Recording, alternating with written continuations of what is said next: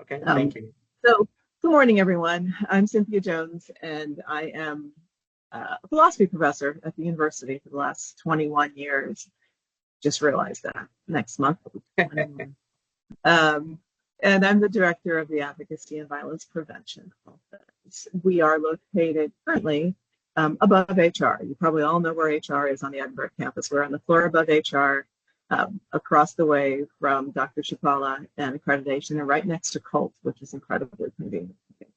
Um, we are, as far as I know, the only, unless I'm mistaken, please correct me if I'm wrong, the only confidential resource for staff on the campus. We work with students, faculty, and staff. Um, our primary focus are people who've experienced violence that's broadly construed. And our main areas are domestic violence, family violence, dating violence, stalking, sexual assault, sexual harassment. But we can also answer questions confidentially unless you tell us same constraints as a counselor in the state of Texas, or healthcare providers, which are unless you tell us that there's a child or someone who can't make decisions at risk, we are 100% confidential. We don't report any names or anything directly to the university other than just raw numbers and data. So one of the things that I think staff primarily use us for are sometimes you might have a question you don't want to ask your supervisor, you don't want to ask someone. You're welcome to send us a query via email, phone call, walk in. We do try and answer questions within 24 hours. We also have a web form we can answer questions. So if you're wondering about how to report or anything related to that, we're also typically the first step in the supportive measures request for individuals who are in situations that are problematic in their workplace. We work closely with the Title IX office on that. Probably the best way to think about us is those of you who are familiar with the Family Crisis Center in Harlingen, or Friendship of Women in Brownsville, or Mujeres Unidas in McAllen. We do that, but on campus, and we're a bit broader. We do provide housing if needed, primarily for students to get out of violent situations. We have funding through a state level grant for that. But we also provide lots of trainings. We can do trainings for a particular area. We do them in general. We do all new student orientations. We share a staff member, the Title IX office and my office, who's younger than me and more interesting to the students, and does a presentation that talks about stalking and alcohol and drug facilitated sexual assault and some of the things that we are seeing higher numbers of on our campus at the moment. So we work closely with lots of places on campus, campus police, obviously the Title IX office, student rights responsibilities and dean students, accessibility services, to make sure that when someone has a situation where they need assistance or they're a bystander. So if you've ever had a friend or a family member or colleague who's reported something to you and you don't know what to do, please do reach out. We have advocates. Some of our staff and students are more comfortable speaking in Spanish. We have advocates who can provide services in Espanol as well. Not me. My Spanish is terrible, so says my partner. But that's pretty much what we do. The Title IX office. Title IX is did Florence join us? Or should I just jump in for her? Yeah, yes, I'm here. I'm here, Cynthia, Dr. Jones. Oh, well, then I will let Florence talk about Title IX. No, certainly.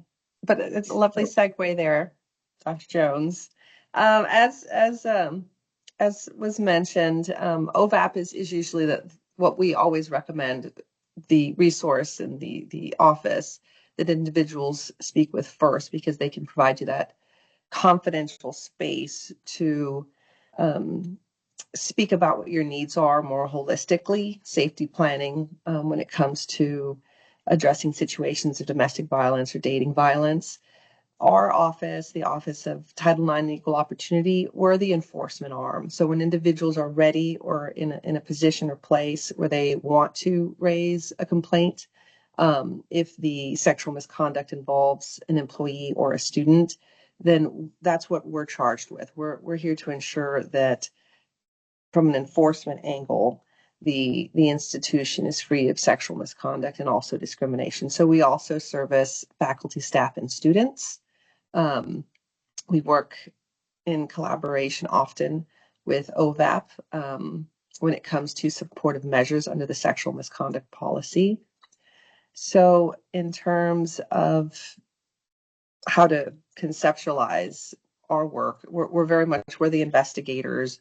We're the ones who, once an individual identifies what their concerns are under the discrimination policy or the sexual misconduct policy, I have a team of investigators here at this office who are very highly skilled and trained, who will do the fact finding and look into those very serious concerns.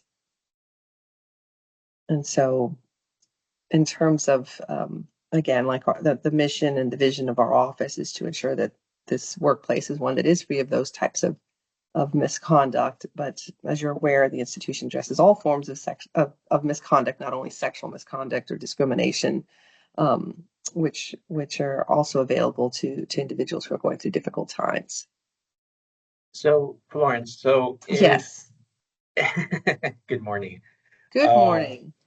So if an employee does witness something, how do they know they should report it? And if so, how long should they, is it sooner the better, or should they wait to see if it actually was an incident to be reported? Thank you for that very good question. So as you are all aware from the Know Before trainings, all employees are mandatory reporters. And as Dr. Jones mentioned, some individuals, and you would know if you are mandatory reporters of de-identified information. So just that something was disclosed and they only disclose a type. So if somebody is undergoing a situation of dating violence, OVAP would only inform offers of one incident of dating violence, completely de-identified. So everybody has to report something if what has been disclosed is an incident of sexual misconduct affecting a student or an employee. Some common scenarios are individuals who are colleagues and they're disclosing that they're experiencing domestic violence or dating violence. And so in those situations that employees find themselves in a difficult there's an emotional tension of typically an individual will seek that the information not be disclosed. So, but they have to disclose it. If they're an employee and they're even if the respondent is not somebody affiliated with our institution, they have a mandatory obligation to report dating violence, domestic violence, and other forms of sexual misconduct. Oftentimes where the fear is what will happen next. So once we're notified that we have an employee who's experiencing that type of difficult scenario, we send them resource information. We can't compel people who are survivors or victims to file a complaint if the other party is also somebody who we have jurisdiction over, an employee or a student. But we are able to provide them with information and resources. So, such as OVAP, which is what we encourage our community to avail themselves of because of the robust services they can provide. Dr. Yes, Can I mandatory answer? reporters, Can I jump sexual misconduct. Go for it. Yes. As quickly as possible is the short answer. Yes. To the question, if you are unsure, if you reach out to my office, we can explain to you whether or not something is reportable. Texas has a unique mandatory reporting law from about 5 years old now, Senate Bill 212, that really does compel everyone to report instances. And if you have any questions about whether or not something falls under it, we can answer that for you as quickly as possible. Florence has particular, if you type in, which is what I always do, Otixio report it, it pulls up her form in particular. Also note that telling your boss is not reporting it. You are required in the state of Texas to report it directly to the Title IX office, which is Florence's. But we are happy to answer any questions. I wrote a guidance for faculty that I'm happy to share with you too. It's on our website. It's real short. It's like 2/3 of a page, and it's got the links on it. I think Priscilla Palacios is on here somewhere. He's our associate director in the office who comes to your meetings regularly, and I'm sure she'd be happy to send that to you. So you can send it out to all the members. So if an employee doesn't report what they heard or what they saw, is there any, would they get in trouble, so to speak, if they don't report it and it does come out that they were aware of the situation? Yes. Absolutely. Yes. Not from Yes. my office, from Lawrence's office. Sorry, on my screen she's that way, so I'm pointing that way. Well, it's the state of this- Texas is taking a very strong stance, which is institutions don't have discretion. It could result in it based on the failure to report. If it falls under SB 212, it's automatic dismissal, and it also carries the potential for criminal penalties as well. So it's really, really important to disclose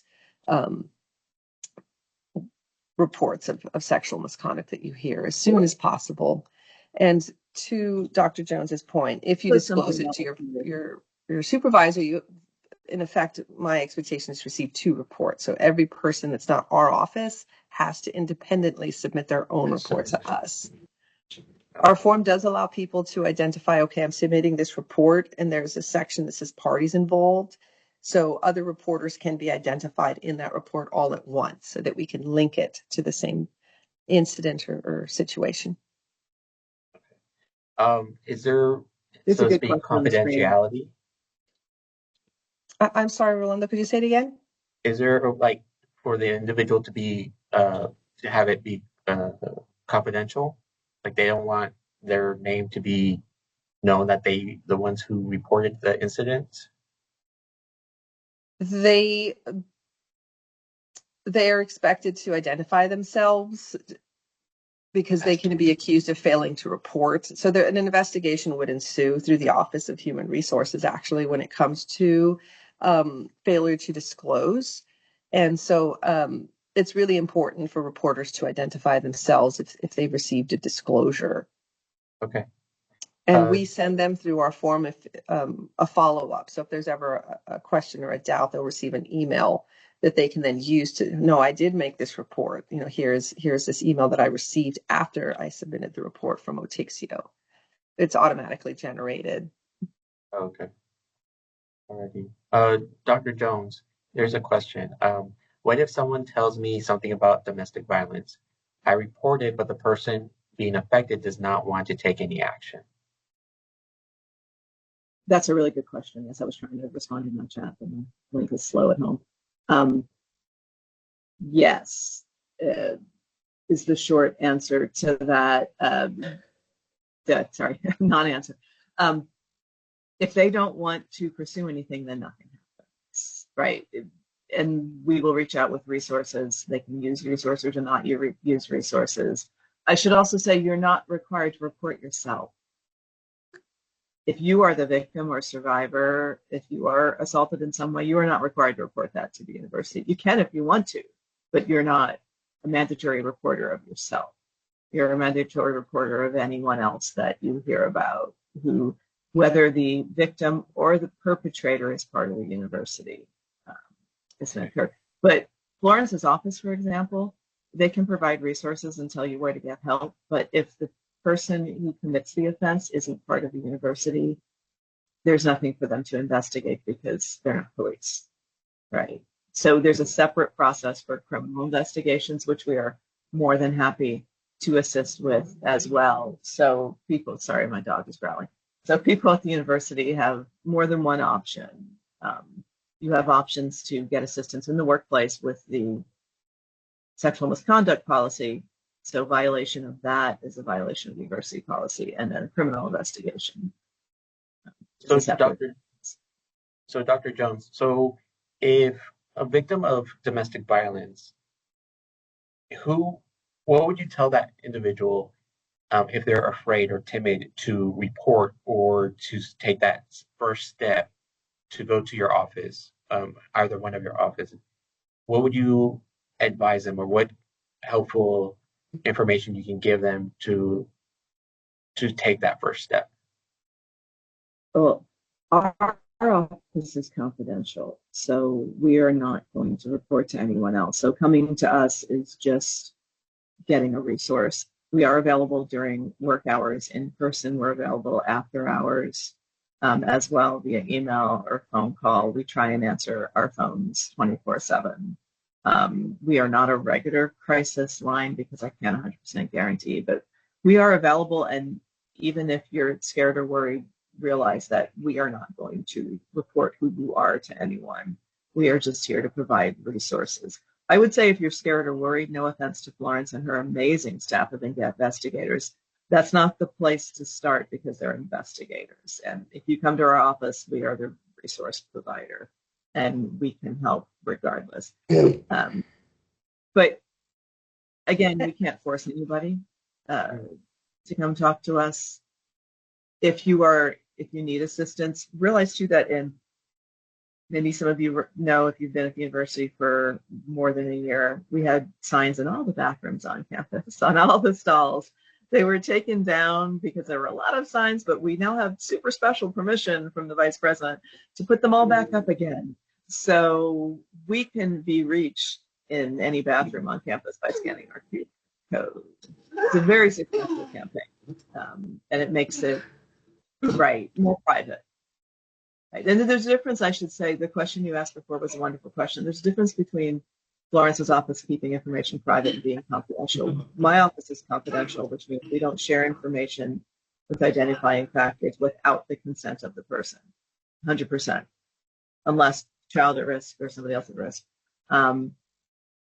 The other issue is Florence's office will keep your information private. She's not going to put it on the front page of the newspaper or the university that Rolando has reported somebody. But so they keep information private, but they are not confidential. Just like the police keep information private, but they're not confidential. So there's a difference between those. Somebody asked about Harlingen. I see we do have an office in Brownsville, and we can meet people in Harlingen.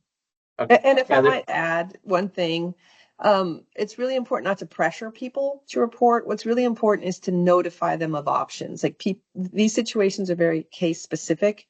And I know that sometimes being a friend, you want somebody who's going through a very difficult situation in the moment to get help. But there's issues of safety, there's issues of danger, and some, just empowering individuals to make the choices that are right for them is really important. It's respectful, and we want people to be able to, and this kind of ties into the follow-up question. One of the follow-up questions, how do you do it compassionately, allowing people to know here are the services that are available. One is as soon as possible in the conversation. Okay, you've disclosed that you're experiencing some violence in your dating relationship. I need to tell you immediately, I'm sorry to interrupt because I understand this is difficult. But I have a mandatory reporting obligation to alert Otixio. I want you to know that there are resources so letting them know about OVAP, letting them know that Otixio exists, and also dispelling some fears, because making it a mandatory, making a report to our office, people immediately think, oh, I'm going to now become in a situation that is more perilous, it is more dangerous. They're going to force me to have this matter investigated, or they're going to send out all these alerts that are going to aggravate the potentiality for violence. And we're a trauma-informed office. And when someone makes a report, they're empowered to determine the trajectory of whether or not it's investigated, whether or not they're going to be seeking services from OVAP, which we do not know if they do or do not do, because that is confidential. They don't tell us. But what's important is making the report, and what we do is send out information about options as well to that individual and empower them to come meet with us or not. Right. We as an institution, we care about campus safety. We care about the individual safety. And sometimes there is a tension, but it's very, very extremely rare where that tension is extremely, they're opposed. So in part is setting reasonable expectations once you alert the individual who's made the disclosure of what comes next and what options exist in the day. I often encourage people to walk that individual to the OVAP offices. in that moment. I mean, it's important not to investigate and seek further information. Those types of disclosure are very traumatic. Individuals who often make a disclosure are doing so because they are compelled for some reason. Students often disclose because they have to provide an explanation, or they haven't been showing up to class, or why all of a sudden their grades are failing, or there's assignments missing. Employees, similar, absent, there's a situation that has resulted where somebody's not performing the way they used to. And in that moment, this is what's going on in my personal life, right? Those are the common scenarios where these things are disclosed. Natalia? Yes, I have a question. And when it comes to domestic violence, there is some gray area, I think. Domestic violence, would it be an actual hit, or, for example, verbal? There's some verbal abuse from, let's say, the husband. Oh, he's treating me like this, and then he's telling me that stuff. It's just, let's say this person is telling me there's no physical violence, but there's more like an abuse verbally. Would that have to be reported, or is just only if there's actual hit? Or that's where I'm not sure. So it's very case specific. And there's a reasonable belief that an individual has, right, in terms of what has been disclosed. Those are scenarios that are perfect to. I'm not sure, and my recommendation is to talk to someone from OVAP, because typically there's a combination of features, right? If somebody hasn't disclosed the actual violence, and there might be threats of violence, there might be threats to loved ones in the home, physical, So it's the definition of family violence is in our policy. So my first recommendation would be go to the policy and look at the definition. But beyond that, some of it is very technical. It's just, speaking with OVAP, or you can also come to us, but I recommend OVAP because it's confidential and people feel more comfortable having those types of conversations. But it is important to do it timely. Once you're aware that, okay, this specific scenario, because there's this thing called secondary victimization that Jones can talk about, where individuals who receive these reports, I mean, it is distressing, especially if it's somebody that you do care about and you've established a relationship with, and may trigger its own need for support. And so they're available. This office is available to be able to provide guidance on that, like the wellness and the safety aspects that people often have with these things. Thank you. Mm-hmm. Is there any further questions for Florence or Dr. Jones?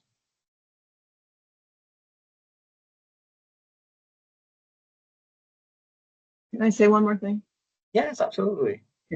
Here's some info in the chat. We run an annual conference every year that's free, 100% free. We alternate between Brownsville and Edinburgh.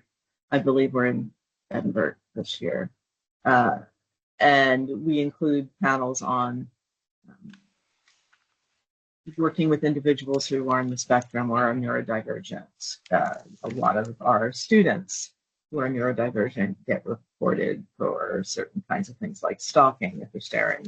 So we've tried to identify the things that people on campus have said they would like more information on. So we are running a conference for Silicon, put a link to the probably basics. I believe it's going to be in the ballroom. It's at the beginning of this semester. Excuse me, my animals are fighting. No, it's at the CES building. Sorry, I jumped in. I'm sorry. The CAVE conference will be at the CES building September 4th and 5th. We have posted the save the dates.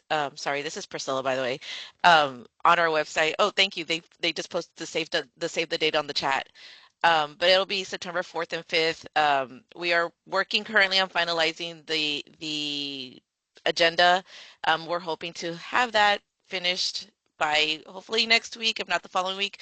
But as soon as we get the agenda out, we will be posting it as well on social media.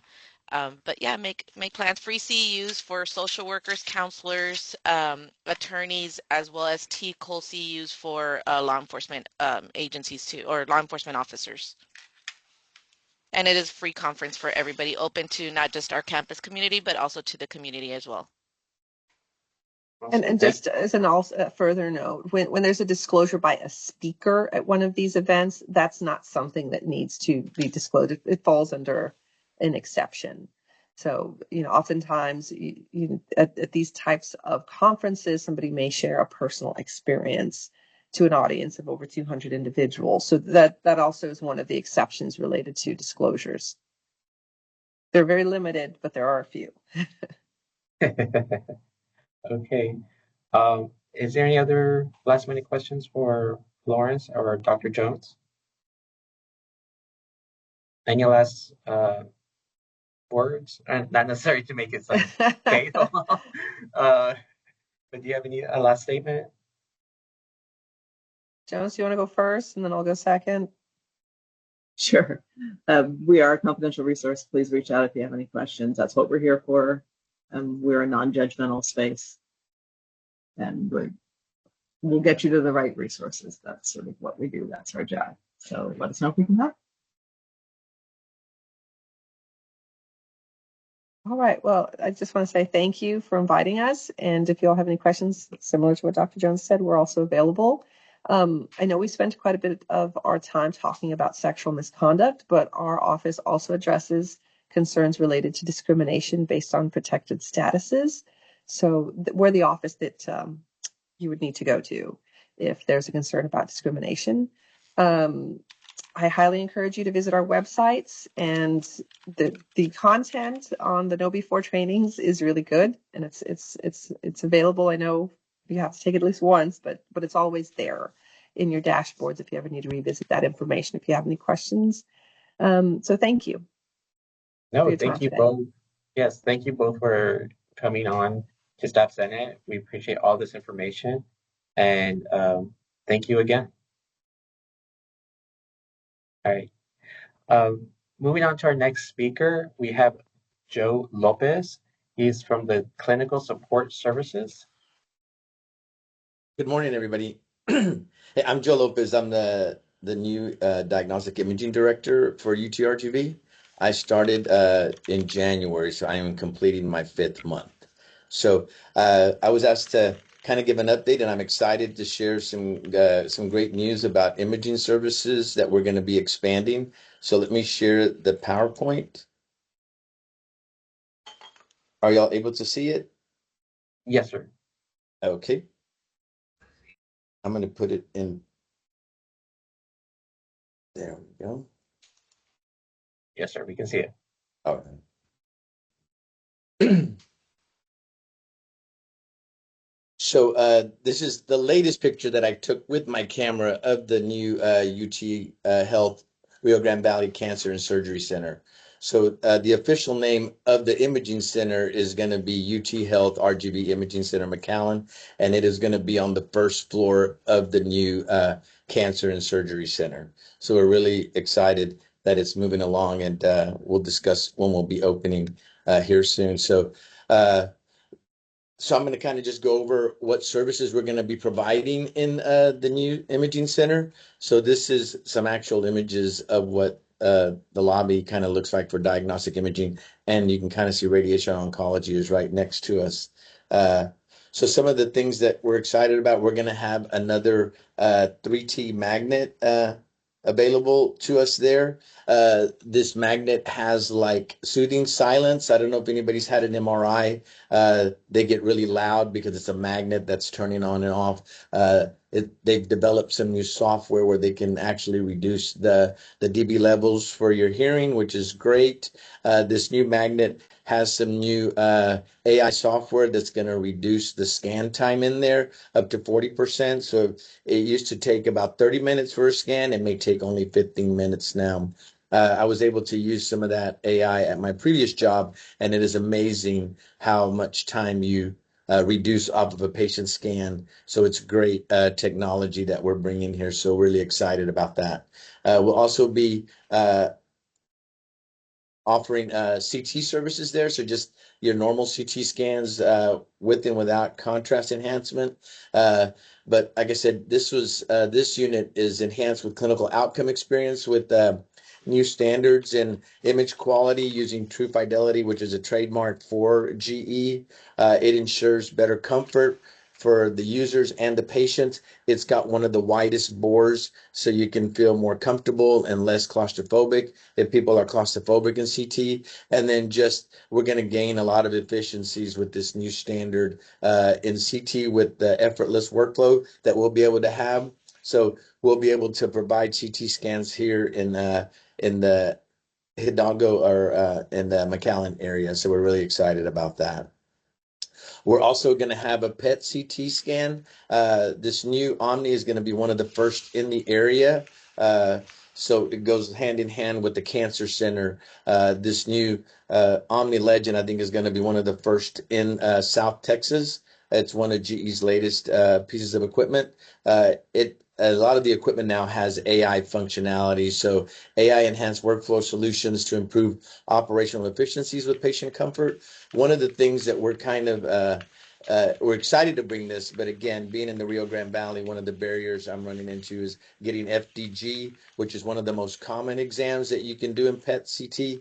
We are in the process of trying to have a company get that for us, but there is procedures you can do that do not use FDG, and we'll be discussing those with each specialty to make sure they know that we can do that. But the most common one is FDG, and the one provider that comes to the Valley isn't able to take on any more customers. So you'll see my disclaimer at the end on what we'll be able to offer on the go live date.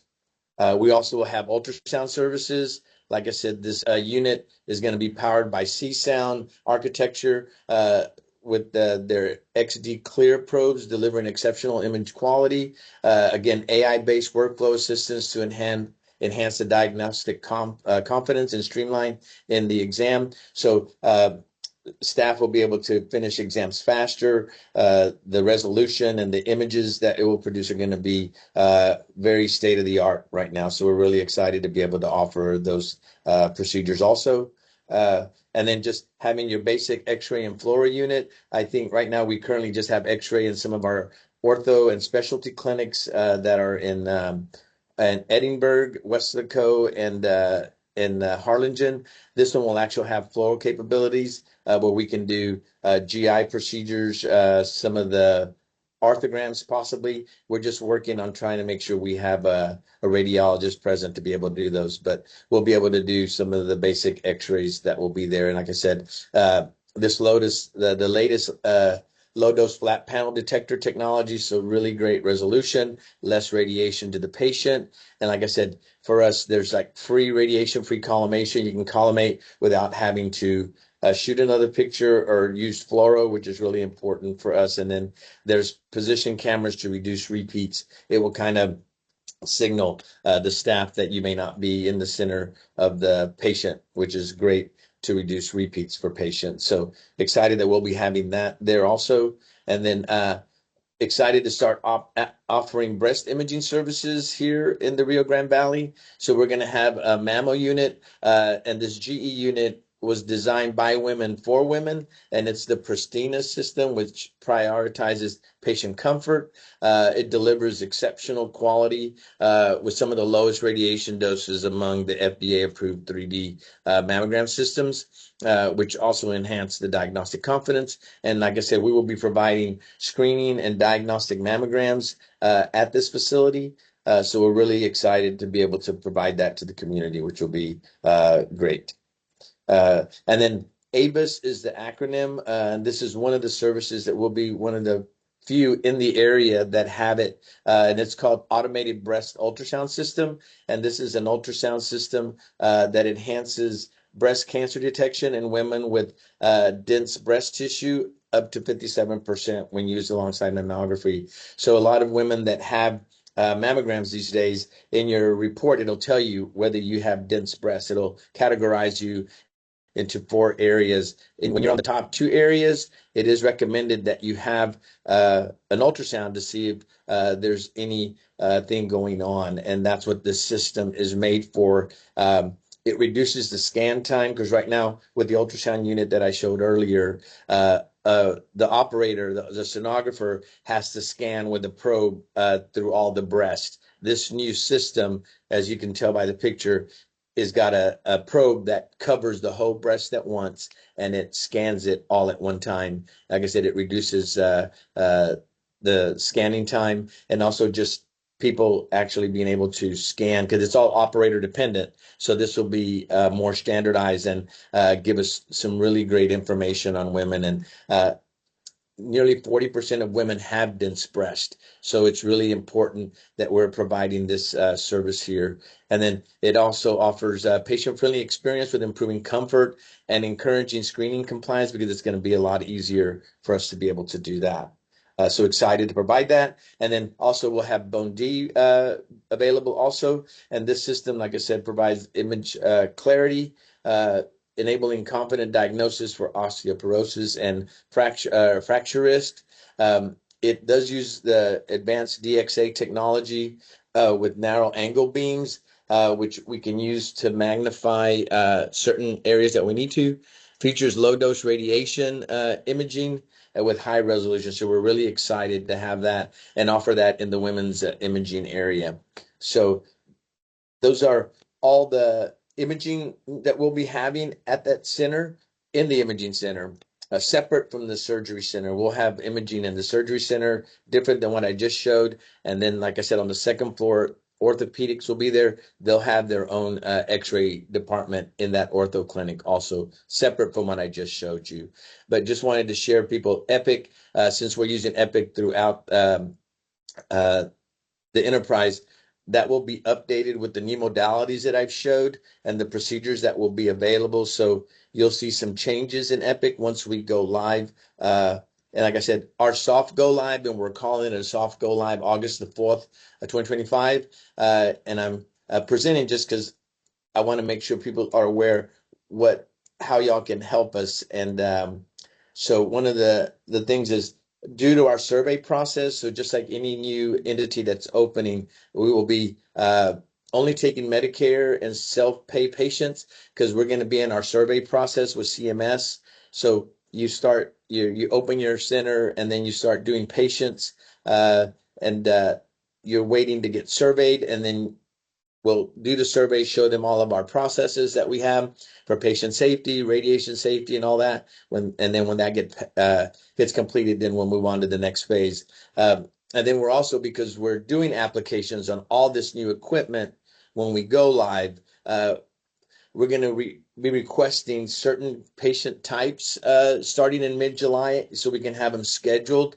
So you may see a message come across, hey, we're needing to schedule some screening mammograms, diagnostic mammograms, and maybe some Bone D procedures, as well as MRIs, just so we can get the system itself set up and make sure that it's working properly. And we'll have the application people here for all of the staff that will be running the equipment.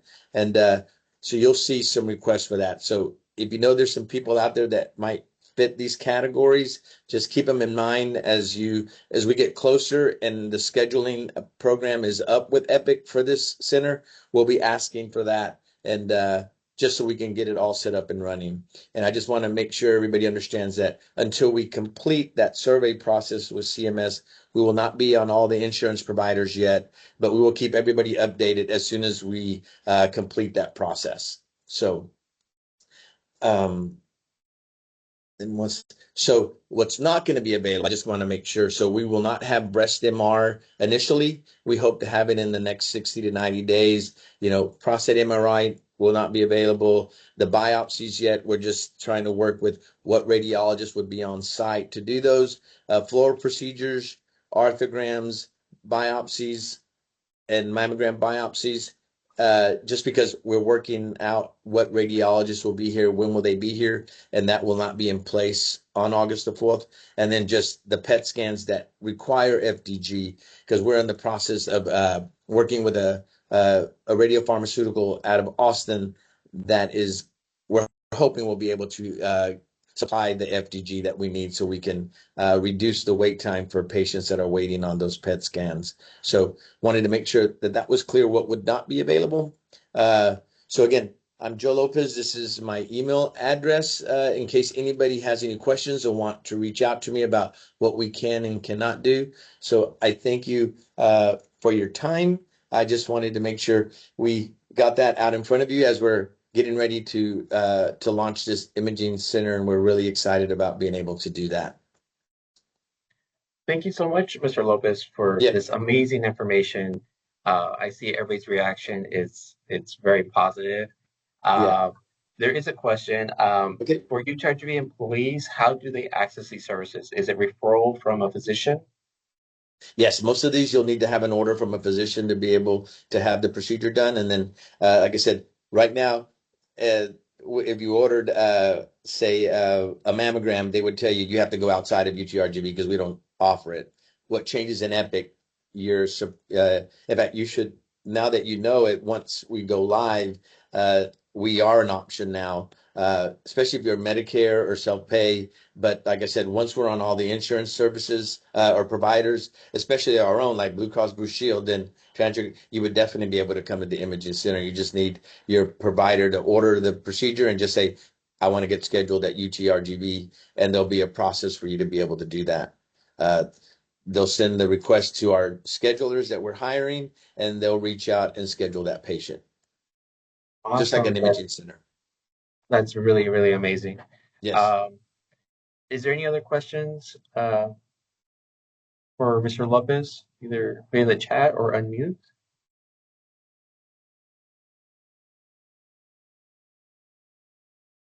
I think everybody's just overwhelmed with all this amazing information. All right. Well, thank you so much for your time. I appreciate it. Yes, sir. Thank you. Yeah, have a great day. You too. Our next speaker is Dr. Mata from College of Health Professions.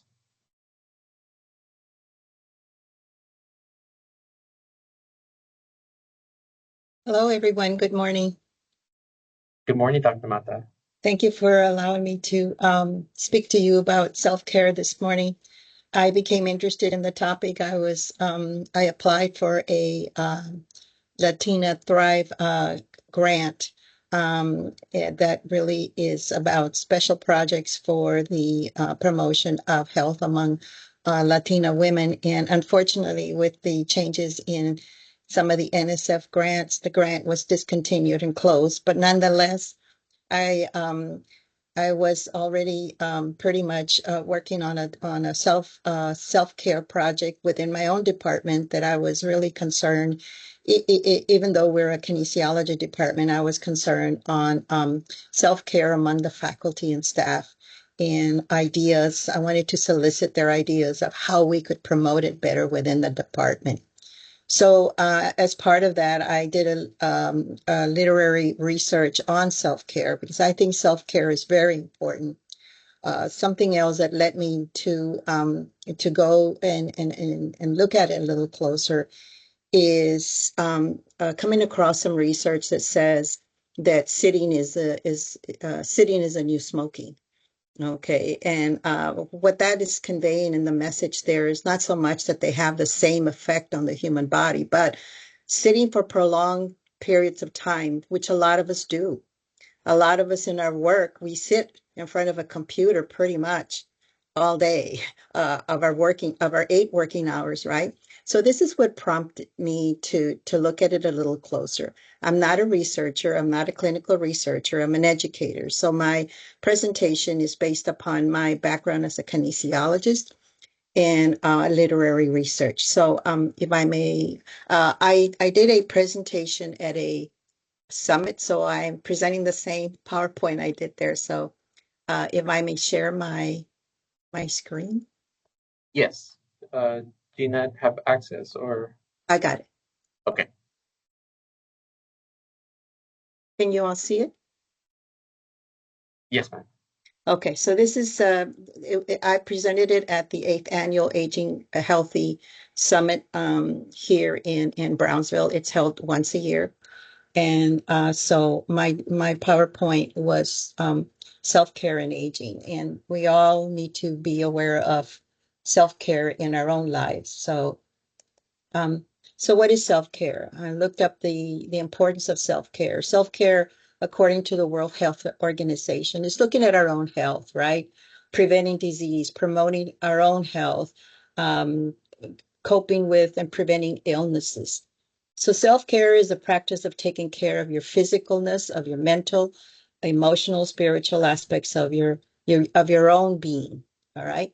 So this gives you an insight as to how it's defined.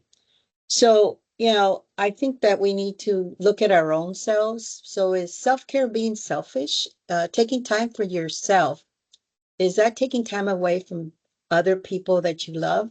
Well, making time for your self-care is one of the most selfless things you can do, because the healthier you are, the more productive you are, and the happier person you are. And there's a lot of research for that. So taking care of myself doesn't necessarily mean me first. It means me too. And I think that's really important, that when we look at self-care, that it is important to make time for your own health and not to feel, well, I'm being selfish. No, you're not. You're not being selfish. It's important for you. It's important for your family to really pause and think about your own health and take action for it. Okay, so when we're looking at aging, the successful aging model, we're looking at taking the measures and making decisions to avoid disease, to maintain high cognitive brain function, to engage with life, to have a social life, to be engaged every day in either exercise and be cognizant of how we eat, okay, and looking at preventing and maintaining and sustaining and avoiding some of the illnesses that comes with not taking care of self and taking the time. So what factors influence the way we age? Because we're all aging, right? We're all aging. Well, we know that genetics is not in our control. But what is in our control is the decisions we make every day to exercise, to what we eat or we don't eat, to having those annual visits to our doctors, especially as you age, and how important those are, that we take the time for our own mental health. And we know, we've learned from COVID of the importance of really paying attention to mental health. And there are many, many resources there also, because of the emphasis since COVID that we're looking at mental health from a different perspective and the importance of it also for self-care. So aging, what to expect and what to do as self-care. Well, when we look at changes in our cardiovascular system, we know that the body ages, right? And we know that daily physical activity is important to manage our weight. And managing our weight is very important when it comes to the cardiovascular system. So we know that as we age, our metabolism slows down. And if we don't engage in exercise, our weight will become more problematic, which can lead to other cardiovascular diseases that's tied into diabetes, as well as some other cardiovascular illnesses. And the importance of eating healthy. All right. We know this. Okay. I think I'm preaching to the choir. Right. But these are decisions that we're faced to make every time we decide to have a meal. Pause and think about it. Right. Being aware, eating more vegetables and fruits, high fiber foods, lean protein, not smoking is very important. One of the effects that smoking has is that it constricts blood vessels. Okay. And so when it constricts blood vessels, the blood flow is not as normally as healthy as it could be. So it does put stress on the heart. So I really advocate for you to think about, for those of you that are smoking, to really think about of the effects it's having on your body physiologically and as you're aging. Now, we all deal with stress. We know that stress places, it has a physiological effect on our bodies, right? and it can have a negative effect on our cardiovascular system. So we need to learn to manage our stress by exercising, walking, um, and finding those activities that you enjoy, right? That you enjoy. That's important. Getting enough sleep. Okay, how good or bad are we about that? Right? Sleep is important, 7 to 9 hours. Why is sleep important? Sleep is important for our bodies because it helps us heal and repair from all the daily wear and tear that, that we put our bodies through. So, we need to be more self-caring about how we sleep and the type of sleep that we have, right? So as our body ages, there are also changes in our skeletal system. Okay. Are you getting enough calcium? That's important. Are you getting enough vitamin D? That's important too. Now, how much? Well, this is where your blood work comes in, and those annual blood works, and some of you might be having it more than once a year. It is really knowing your what is your profile and looking at your blood work that shows how are you doing when it comes to your vitamins and your minerals. All right. So that's really important to have that discussion whenever you have blood work done at with your primary physician or whoever, that you really understand what it's really saying about your self-care or lack thereof, right? Weight-bearing exercises are really important because as our body ages, there could be a loss of bone density, and that's important.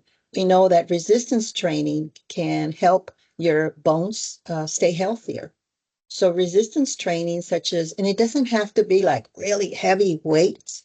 It can be just comfortable weights, but you're doing weight-bearing exercises. That's very important. What I try to do when I teach aerobics is incorporate some use of the hand weights.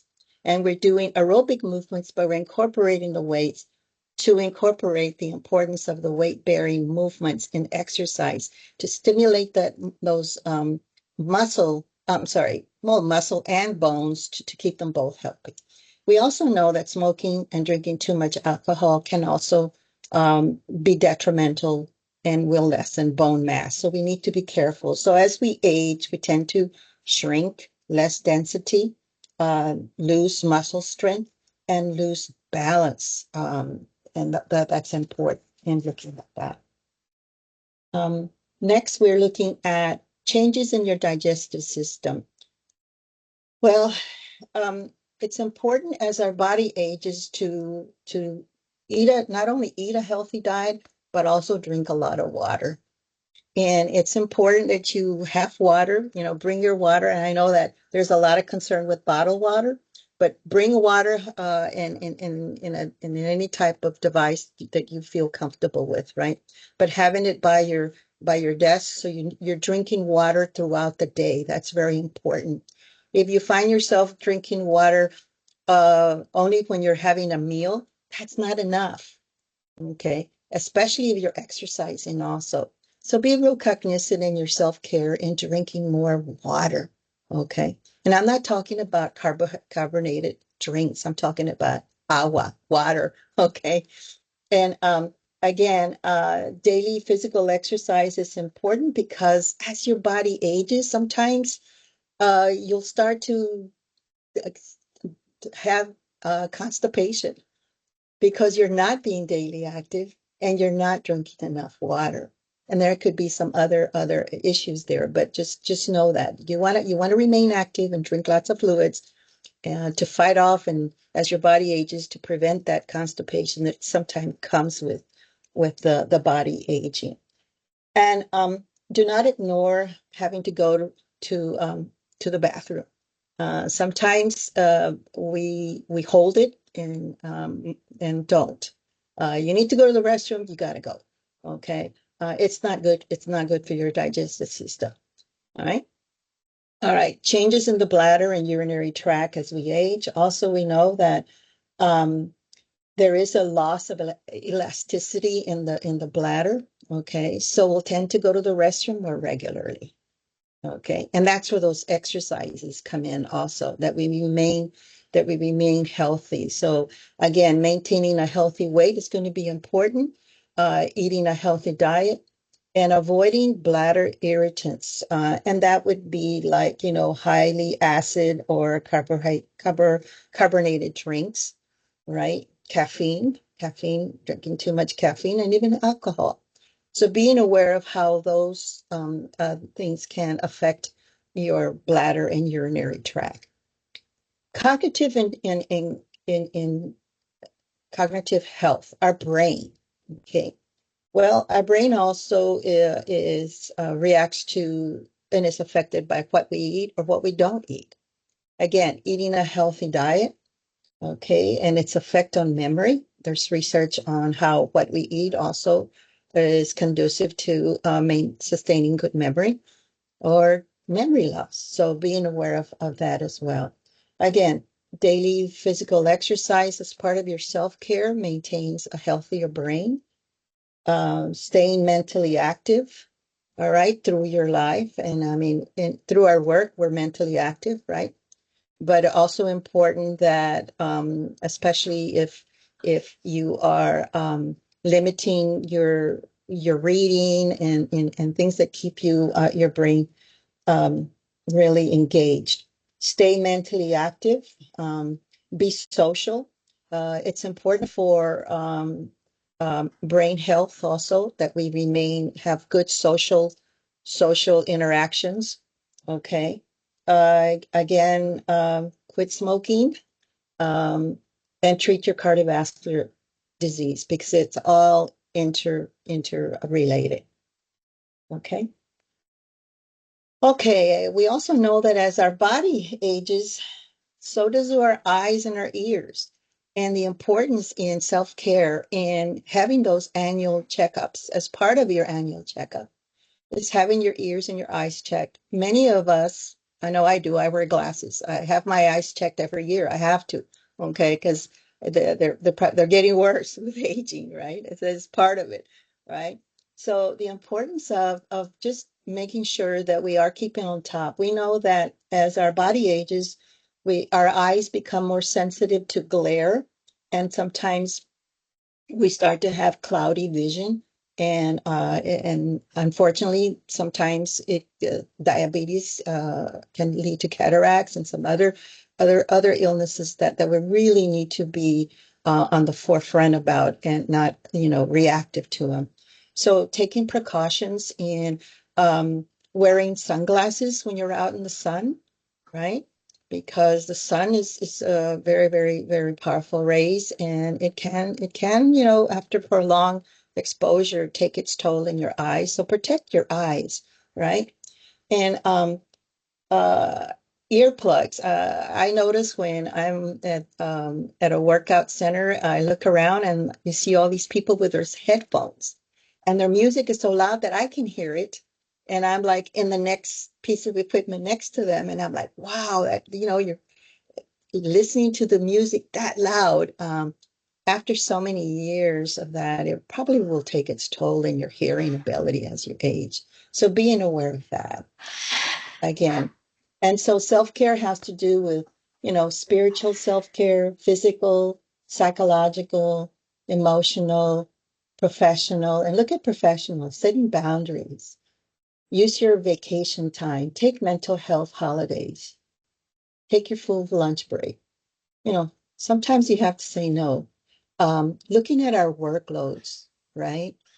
And the importance of really being aware of how you are taking care of yourself.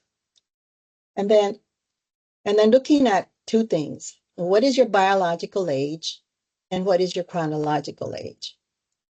Your biological age has to do with genetics mainly, right? And how your body ages. Uh, some of the research is showing is responsible for only 50 to 25% of how we age. But we know with genetics has something to do with some of the illnesses we're more prone to, right? It places in it. So those are some of the factors um, that can be looked at also when you are investigating your own health. Chronological age is how old are you in years, months, and days, minutes, seconds, if you want to go that much, right? And some of us don't look at chronological age. You look younger. And you look younger probably because you're exercising, you're remaining active, right? So keep that in mind that there's biological age and there's chronological age. And we want to make sure that we're taking every precaution. So you decide how you will age. So the research says about 30% is determined by your genes, but 70% is determined by your lifestyle. And your lifestyle is looking at, do you exercise? Do you walk? Do you take the time to do resistance training? Are you watching what you eat? Are you socially, mentally, spiritually in a happy, good place? Okay. And this just goes to show you both of these are women that are 80 years old. So which one do you want to be? Okay. And all of this is the choices that we make every day. Okay. So self-care is about giving the world the best of you instead of what is left of you. And that's my message, that you be aware of how are you taking care of your own health, not feeling guilty about taking time for you to take that 30-minute walk. All right. 150 minutes at the end of the week is what is of exercise is what is recommended by the American um, Heart Association. Okay. Aerobics, at least, it doesn't mean you have to do 150 minutes at one time. No, it has to be spread throughout the week. Okay. And make sure that it consists of both aerobic exercises such as walking, dancing, jogging, cycling, swimming, whatever you enjoy. But also, it also needs to include some resistance training. And again, it doesn't have to be very, very, very heavy, right? Again, taking the time for self-care. So eat plenty of vegetables, eat protein foods, drink lots of water, choose whole grain foods, exercise, love yourself. That is so important. Thank you. Thank you so much for this information. It was so wonderful to hear this information and know that, you know, it's never too late to start, you know, taking care of yourself. There is one question that was brought up.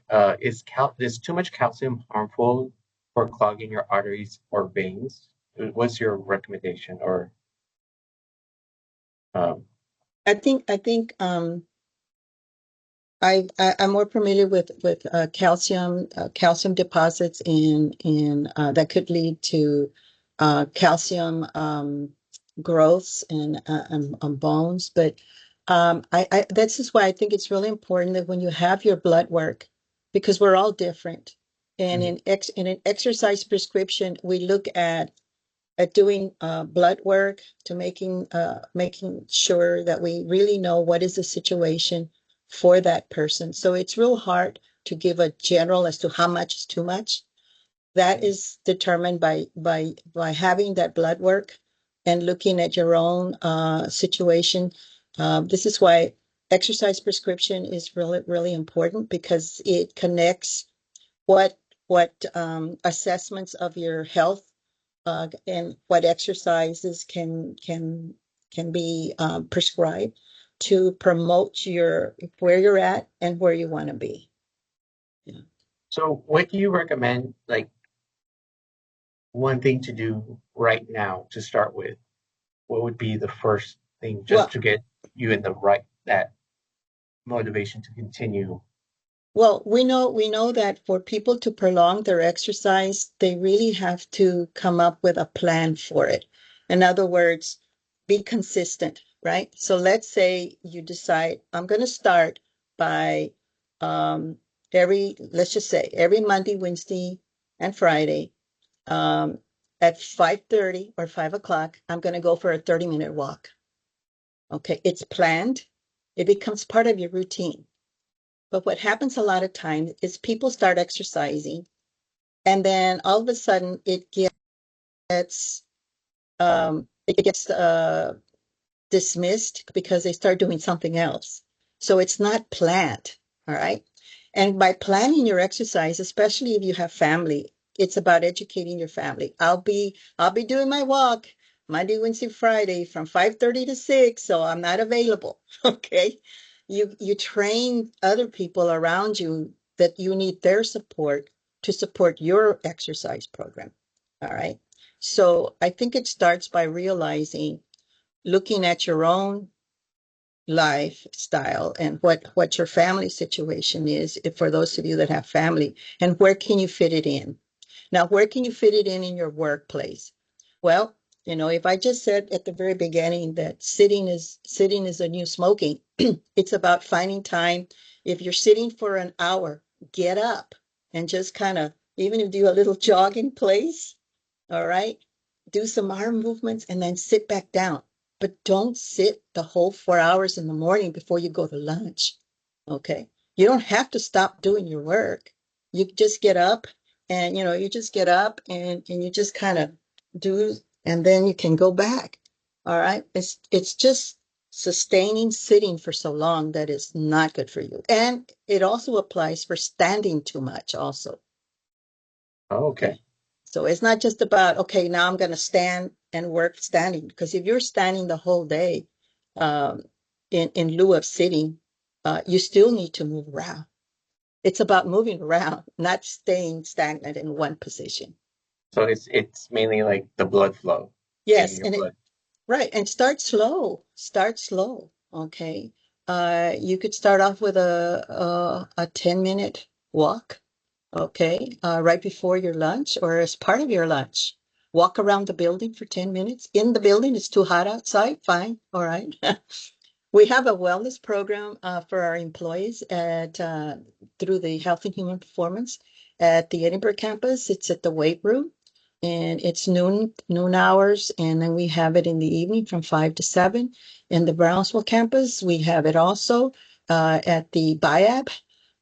During summer, we're having it in lunch hour as well as 5 to 7, Monday through Thursday at the Brownsville campus, and Monday through Friday at the Edinburgh campus. Is it important to get your family and your friends involved in trying to change your lifestyle by exercising more? Do you think it's important to involve them as well? Yes, I do. I do, because as parents, we're the role models for our children, and our children learn from us as parents, and we need to set the example. Okay, and we find that very interesting in looking at the onset of diabetes in young children. Well, they're not in control of what they're fed, right? But they learn by watching their parents and by emulating their parents. So as parents, it's important that we model it. We model it, and not necessarily force it upon it, but make it fun. That it becomes a special time to spend as family. If you go, if you have a small baby, you take out your stroller and you go for that walk with your baby, and you take your younger child with you, and make it a family thing, and not force fitness. We don't want force fitness. We want it to be fun fitness. Right. Fun family time. So I think it's the way you approach it and how you introduce it and how you plan to sustain it. Yes. So, how would you suggest, say somebody does start walking and they do it for maybe a week and something comes up and they couldn't meet that schedule. So they're like, oh, well, it's already 5 o'clock. I have to do this. I'm not going to go for a while. What would you recommend? Not necessarily giving up, but to get back into the flow of things. I mean, I would say never give up. And not only could it be that something else comes into your schedule that you can't exercise. Sometimes we get sick. Mm-hmm. All right. And sometimes when you have a bad cold, it's best not to. All right. Your body is recuperating. I think it's about going back to it and realizing, okay, this came up, I didn't do it. There's a little bit of guilt there, but I will jump back on and continue with it. And I think jumping back on is very, very important. But really looking at why is it being shoved out of your daily routine? And that is part of looking at what would be a better resolution for that, right? And looking at that. And that really, really, really is hard to say because it all depends on what is your home life and your daily life really look like. And it's not the same for all of us. Yeah. I think also a lot of people need to give ourselves grace to where if you do not go and take that walk, or if you don't go to the gym that day, it's okay. There's always time or another day to continue that. But I think people also beat themselves down thinking that, oh, I didn't go, I messed up. But I think people should have more grace for themselves to like, you know what, I didn't make it today, it's okay, but I can do it tomorrow, or I can do it whenever I'm available. But just do the fact to keep going, not to stop. Yes. And you could start off with a small amount of time if that works better for your schedule. In fact, there's some research that has shown that doing 10 minutes, let's say in the morning, 10 minutes later, and 10 minutes at another time is just as good as a 30-minute nonstop. So those 10 minutes are beneficial, even if it's 10 minutes. All right, it is beneficial. So there's another question. Is there any facilities on the Harlingen campus? We've not had a wellness program at the from our department. Okay. But our department facilities are located in the Edinburgh and in the Brownsville campus. All right. We're not part of the wellness through HR. Okay. So we work out of the facilities we have within our department. And that is only at the Brownsville campus and in the Edinburgh campus for now. Yes, unfortunately. But I don't know. I mean, I don't know if what opportunities could be for the Harlingen campus through HR wellness. That's something that I think as a staff senate, you might want to discuss with them. Sounds right? good. Is there any other questions for Dr. Mata?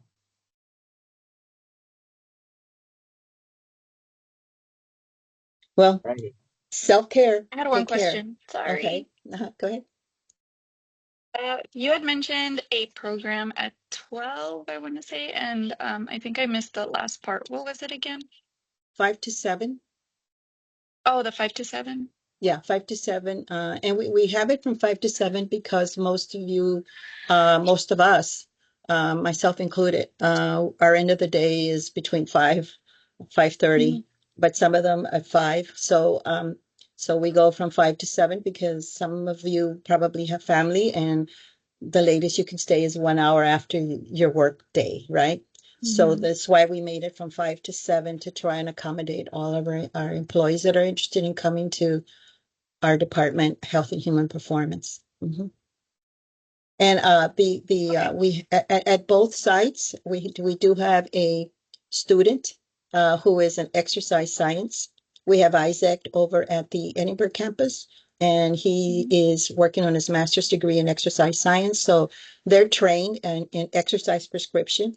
And at the Brownsville campus, we have Alex, and she's also a kinesiology major, and she'll be graduating. And so these two student workers that we have are knowledgeable in what they're doing. Okay, thank you. Thank you. Well, thank you for having me. I learned a lot too from the previous presenters, and I'm excited about that cancer surgery center too. Wow. Yeah. Have a great day, everyone. Thank you, Dr. Mata. You have a great day. Bye-bye. Bye-bye. Moving on to next on our agenda, we have the committee's report. I'll hand it over to Communications Committee, the co-chair, Cristina Rodriguez. Thank you so much.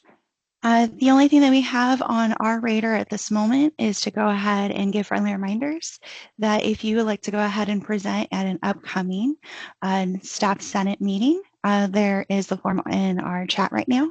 And then also to follow us on our social media platforms to stay up to date with anything that we have, as well as just being really excited to be here. I'll go ahead and pass it on to the Constitution and Elections Committee. Good morning, everyone. Yesenia Carter here with the Constitution and Elections Committee.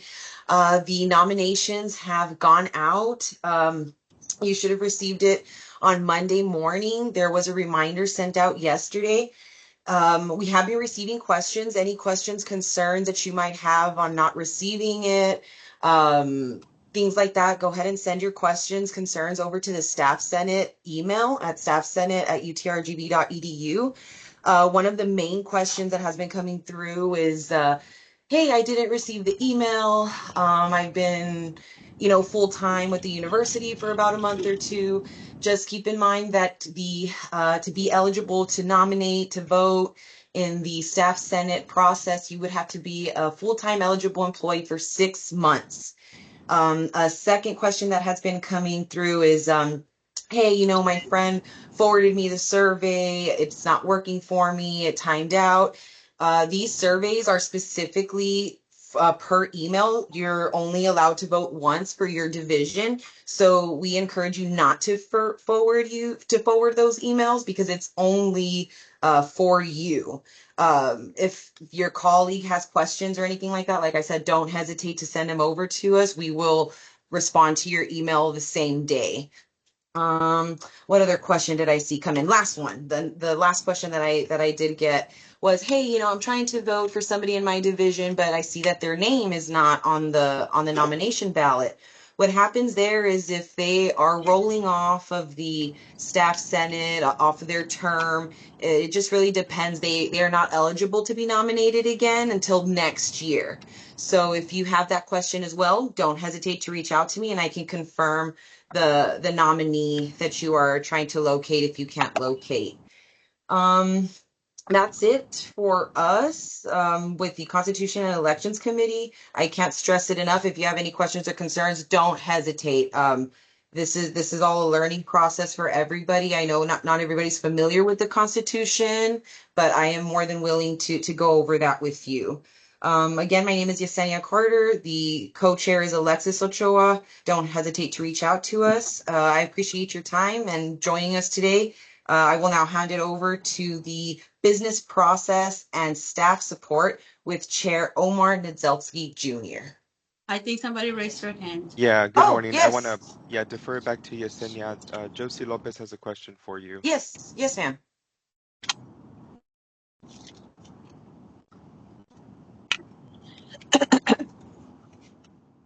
Josie?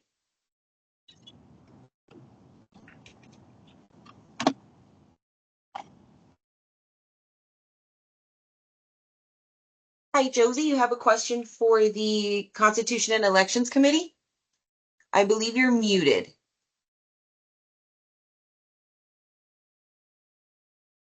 Alrighty, we'll give her a few seconds to respond. If anything, any questions or concerns, go ahead and email them to us, staffsenate@utrgv.edu, and we will respond to you same day. I'm going to hand it over now to the Business Process and Staff Support Committee. Thank you so much, Yesenia. Our committee doesn't have any updates for the Staff Senate at this time, but we're looking forward to providing some updates for the July meeting that's coming up next month. So with that being said, I'll go ahead and pass it off to the Staff Success Committee, either Crystal or Leslie. I'm here. Hi, everyone. Crystal with Staff Success. So we also don't have too much to report, but we are, along with all of the chairs, working on preparations for onboarding new senators that come on in. So once all of the election process is over and our new senators are elected, we are excited to welcome everybody and onboard them into the Staff Senate. So I'm going to go ahead and hand it over to Oliver. Okay, so if you are the last one, we're going to open the floor for public comments or questions. Public comments or questions if you have anything you want to share. Okay, I guess I'll talk too because I do have an announcement. As part of Human Resources, we are hoping to offer our facilitator bootcamp again. We did this for the very first time last year. It is a 3-day program or 3 half-day program. If you are someone from your team that does training or just presenting maybe for orientation or for anything on campus and you would like to work on your training, your presenting skills or your facilitation skills a little bit more, we're hoping to launch that very soon. The application should go out sometime in the next few weeks, hopefully, and then it would be taking place in August. So just keep an eye out for an email. Again, there's a few people on here that did the training with us, and so I know that it's verified that they are way better presenters now. So again, we encourage those of you that are interested in Facilitator Bootcamp to apply. Okay, I do also have an announcement. We will be having our Employee Benefits and Wellness Fair next month on July 8th and 9th. This is a great opportunity for all employees to attend the fair to see what updates or changes are being made to your benefits. Also, to speak to our financial representatives, Fidelity, Voya, Lincoln, TIA, and Corebridge. They'll be present in the fair. So it'll be a great opportunity to speak to them about starting a voluntary retirement plan, asking them questions like, based on my age, how much should I contribute to retirement? Which retirement plan should I contribute to? So you can live comfortably in retirement. So I'm going to go ahead and put the flyer in the chat. So it's going to be July 8th in Brownsville in the morning and July 8th in the afternoon in Harlingen, July 9th in Edinburgh in the morning. So please do attend the benefits fair. Please tell your coworkers that the benefit fair is coming up because annual enrollment will be taking place July 15th through July 31st. This is the time that you are able to make any updates and changes to your benefits without needing to complete a life event. So it's very important that you remember these dates.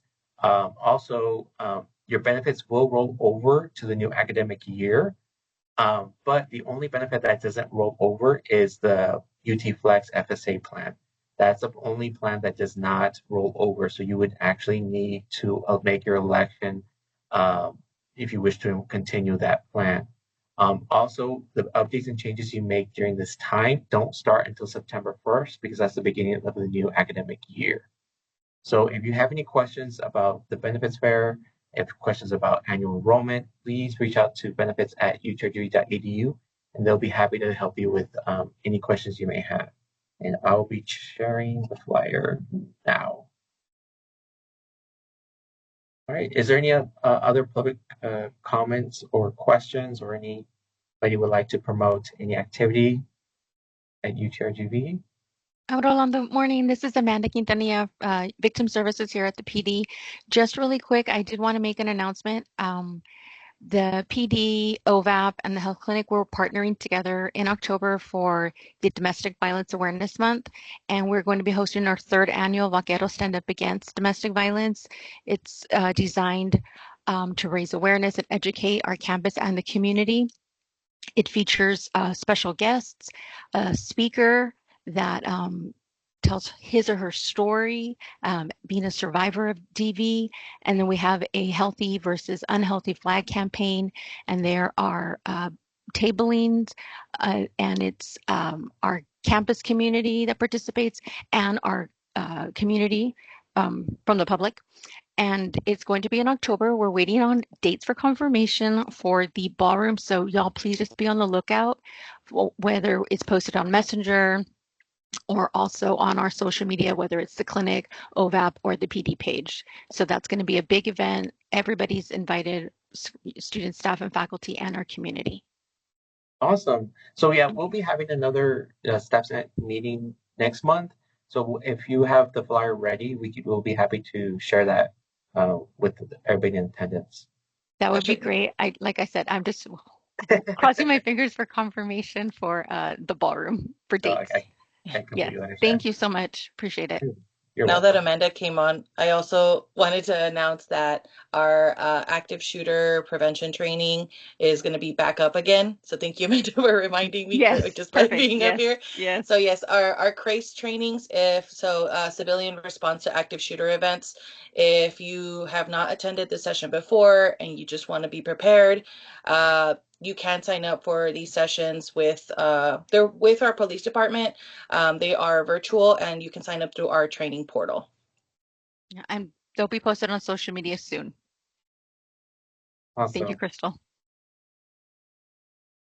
Is there any other public comment or questions or any activities that you would like to promote with UTRGV? I just want to say to everybody, if you can read the messages, there's really good messages about wellness and the UREC. I've learned something that they have online Zumba classes, which I love during I did that during the COVID, and they're really good. I didn't know they still have them. I thought they were done with it. So if you want to, start on your wellness journey, those are great. Those are really great, and take care of yourself. Yeah. Also, I learned this year that staff and faculty can also do intramural sports. If y'all are interested in making a team, we just need to pay for it's a small fee for either a month or several of the membership. There's options, but for sure, if you guys want to do some intramural sports and stay active, it's great. The more staff members that we have that join, the better we can compete against each other, because competing against students is hard, but it for sure will keep you physically fit. Yeah, I don't know how you were able to compete with students, but that's awesome. They just want to know, how do you sign up? Crystal, would you know? Yeah, I'll share the IM leagues on here. Awesome. All righty. Anybody else? This is all good information.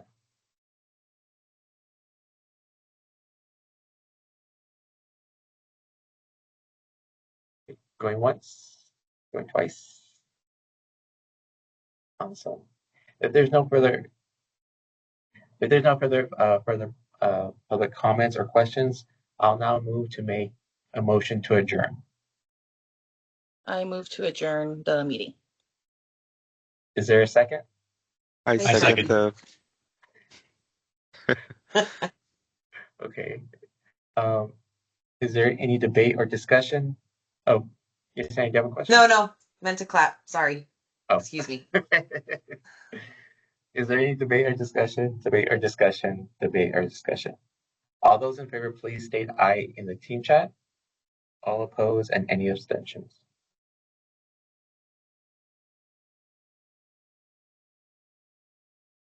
Okay, so we've adjourned our meeting the month of June at 10:34 a.m. All right. Well, thank you everybody for attending the Staff Senate meeting. We'll see you next month. You all have a great day. Thank you. Likewise. Bye.